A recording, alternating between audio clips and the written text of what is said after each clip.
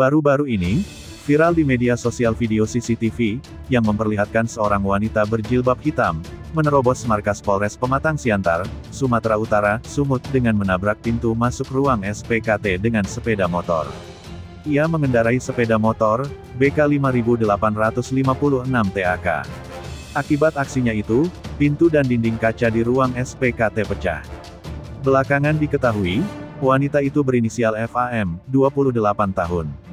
Ternyata, sebelum menerobos markas Polres Pematang Siantar, wanita itu berniat menabrak seorang anggota Polantas, yang sedang melaksanakan pengamanan lalu lintas. Video tersebut turut diposting pegiat media sosial, Permadi Arya alias Abu Janda, di akun Instagram @permadiaktivis2. Breaking news, seorang muslimah bercadar coba tabrak anggota polisi, lalu tabrakan diri ke kantor Polres Pematang Siantar Sumut. Saat diinterogasi, pelaku akui menyerang aparat karena benci polisi telah menangkap Rizik dan lain-lain.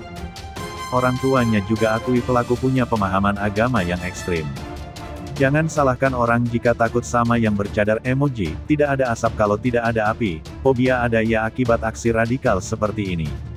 Say no to terrorism, tulis Abu Janda pada caption, Selasa tanggal 22 Maret tahun 2022 pagi, dikutip tribuntimur.com.